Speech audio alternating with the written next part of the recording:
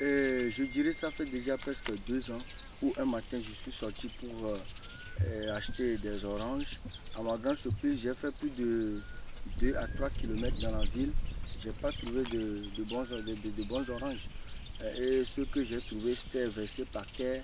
Et j'ai demandé cette pénurie. On me disait que c'est parce que tous les orangers qui arrivent au Togo viennent du Ghana ou soit du Bénin.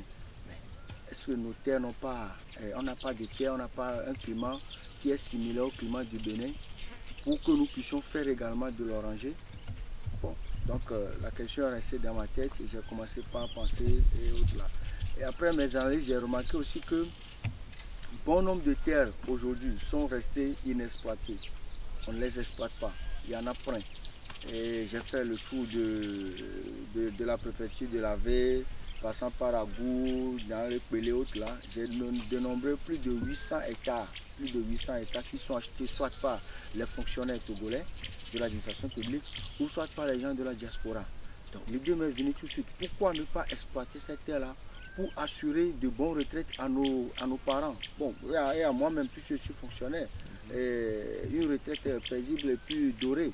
Parce qu'à la retraite, j'ai remarqué que nos frères ou bien nos parents, nos aînés, ceux qui nous ont dévancés, ont des problèmes, ont d'énormes problèmes pour joindre les deux bouts. Vous voyez un peu, ont d'énormes problèmes pour joindre les deux bouts parce qu'ils n'ont pas bien préparé la retraite, parce qu'il n'y a même pas eu, bon, vous connaissez tous le salaire du Togolais. Il n'arrive pas à joindre les deux bouts quand il est en pleine fonction. C'est pas après la retraite que ça ira mieux.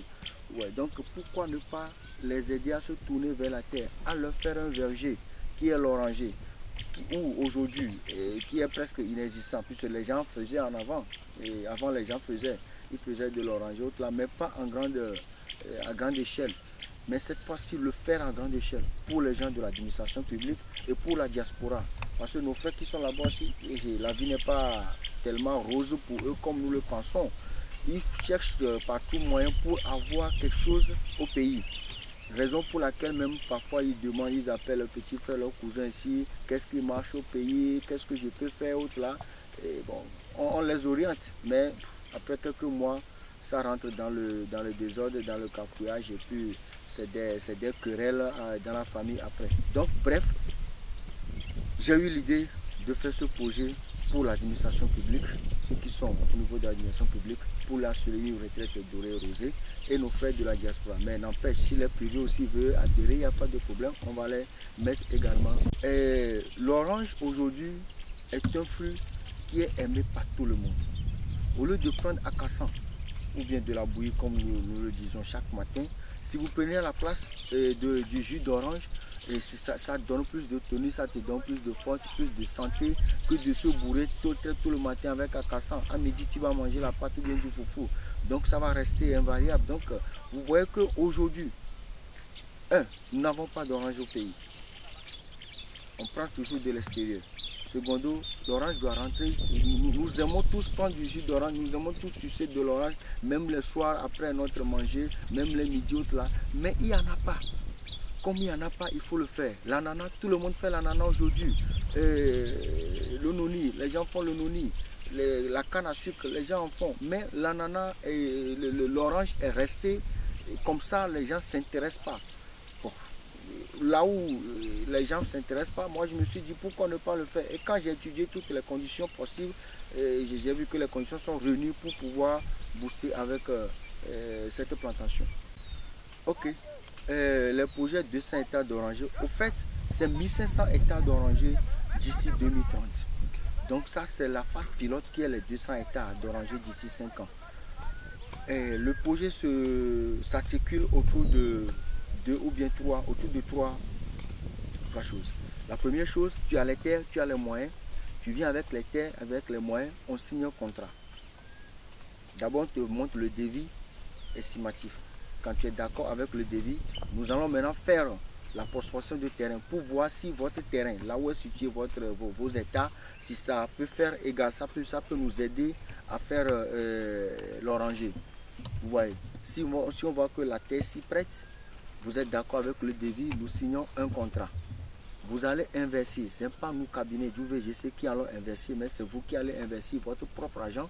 Nous serons là pour mettre la variété d'orange que nous voulons que que nous voulons développer. Nous avons notre variété à nous. C'est cette variété-là que nous allons développer sur votre terrain, mettre les garde-fous nécessaires pour qu'à l'échéance, à partir de 3 ans, 4 ans, pour que l'oranger puisse donner des fruits. Et vous n'avez pas besoin d'aller chercher un débouché. C'est nous-mêmes qui sommes le débouché immédiatement. Nous allons racheter ces oranges-là dans lesquelles vous avez investi. Nous achetons ces oranges et la finalité, c'est de faire du jus d'orange ou bien de l'orange en sachet. Quand nous remarquons qu'il y a de l'insalubrité, quand les Béninois, les véhicules béninois et ceux du Ghana viennent déverser les oranges à côté des rails, dans les marchés, un peu partout à Lomé, nos femmes prennent et puis on les lave même pas directement, on les met sur l'étalage, on commence par les sucer, c'est pas bon. Donc on va faire de l'orange en sachet aujourd'hui. D'ici 5 ans, on va mettre une usine sur place qui va faire de l'orange en sachet et puis du jus d'orange. Bon, la seconde manière de participer au projet, c'est que tu as les terres, mais tu n'as pas les moyens. Tu mets tes terres à notre disposition. Ça veut dire que quelque part, il y a quelqu'un d'autre qui a les moyens, mais qui n'a pas les terres. Lui va amener ses moyens, on va investir sur votre terre. Et il y a deux options. Soit tu nous bailles tes terrains, tu nous les bailles, et à la fin de chaque année, on te paie. Parce que tu nous as baillé ton terrain. Et l'autre qui va investir, son investissement là, ça va le rapporter à la fin de chaque année. Et la troisième chose, ce n'est pas un projet qui s'articule seulement autour de l'oranger. Il y aura des micro-projets. Il y a des micro-projets qui vont se greffer. Parce qu'on ne va pas prendre 10 hectares et puis dire nous faisons de l'orange avec ça. Non, non, non, on ne va pas prendre 10 hectares pour dire on fait de l'orange. Il y aura des micro-projets, par exemple l'élevage des abeilles, qui est l'apiculture, l'élevage des volailles, des caprins et autres là. C'est-à-dire qu'on va viabiliser la zone, on va viabiliser votre espace. Et déjà, pour la sécurité, on pense sécuriser ces plantations par des agents de sécurité. Nos frères qui sont déjà dans le corps de la sécurité, par exemple l'armée, les militaires, les policiers, les gendarmes retraités qui se retrouvent au village parfois sans rien faire et qui se donnent, bon, entre parenthèses, on ne va pas trop aller dans les détails, on va les utiliser pour garder ces plantations-là et ils seront rémunérés à la fin de chaque mois.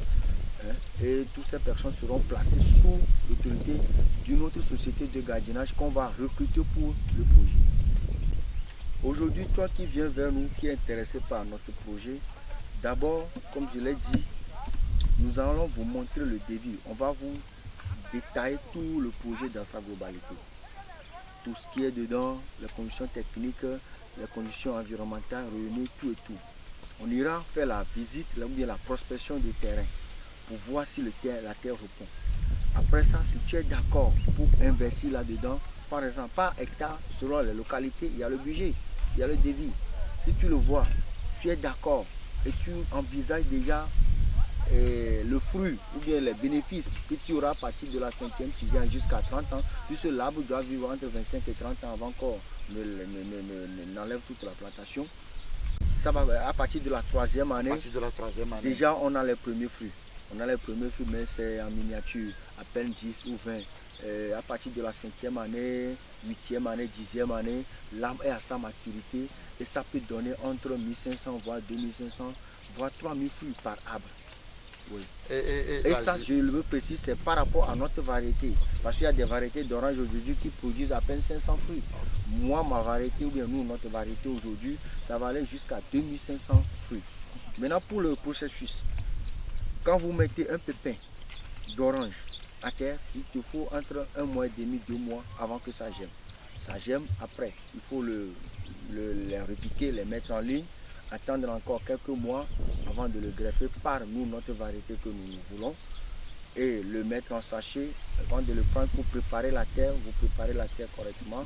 Ce n'est pas des trucs, une plantation que les gens font, ils creusent 10 cm pour mettre la plante dedans. Non, nous avons notre manière de le faire. On peut creuser jusqu'à 50 cm profondeur, 50 cm. L'intéresser en fumier, en apport de fientes et autres là, de compost, avant de mettre le plant là-dedans.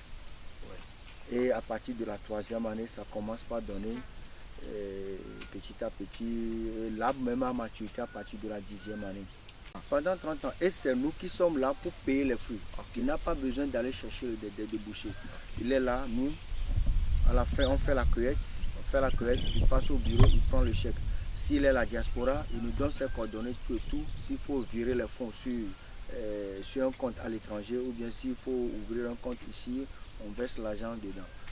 Maintenant, à la cueillette, il faut qu'il soit là. S'il n'est pas là, il va mandater quelqu'un qui est là, qui va suivre la cueillette pour voir le nombre de fruits que nous avons cueillis. On va les compter.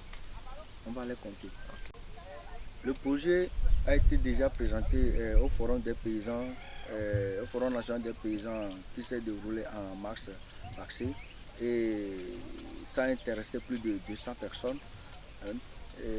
Aujourd'hui, le projet a l'appui du ministère du Tutelle, de l'ICAT, de la direction des semences, qui est des plans qui va certifier les plans que nous allons amener, et de l'ITRA également qui va faire l'analyse des sols. Donc tous les agents de ce ministère-là seront là pour appuyer le projet. Les agronomes qui sont à l'ICAT, à l'ITRA, à la direction des semences, viendront en appui pour la réalisation de ce projet. Donc tous ceux qui vont investir leur argent, vont pas se dire qu'ils ont laissé l'argent leur argent, bien leur investissement dans la main d'un gestionnaire et autres là. Mais c'est des agronomes qui vont intervenir, qui vont aider le projet pour que ce projet booste comme cela se doit. Et enfin, la finalité, comme je l'avais dit, la finalité c'est d'avoir une usine de transformation de l'orange en jus d'orange. Donc il y aura construction d'une usine, il y aura à absorber un peu la population rurale qui prend la fuite aujourd'hui pour la ville que nous appelons les zones rurales. Les gens qui sont au chômage, ils seront employés et on envisage de prendre au moins entre 300 à 400 personnes composées essentiellement de 65% de femmes qui vont intervenir dans la transformation, dans l'usine de transformation. C'est les femmes qui vont cueillir, dans les champs, et le convoyage, tout ça à l'usine, les transformations, l'absorption du taux de chômage et autres là. Et bon, en gros, ça rentre dans ce que nous appelons aujourd'hui l'axe du PND. Ça rentre dans l'axe du PND. Avec ce projet aujourd'hui, avec les micro-projets qui vont se greffer là-dedans, le Togo va avoir une certaine autonomie. Les gens font déjà du soja, mais il y a le micro-projet de soja qui vont se greffer à ce projet d'oranger. Il y a la culture de l'arachide qui vont se greffer à ce projet d'oranger. Donc, cela fera du Togo, cela fera que le Togo sera indépendant. Il y aura une indépendance alimentaire, surtout en matière d'oranger. On ne sera plus dépendant du Bénin, on ne sera plus dépendant du Ghana également.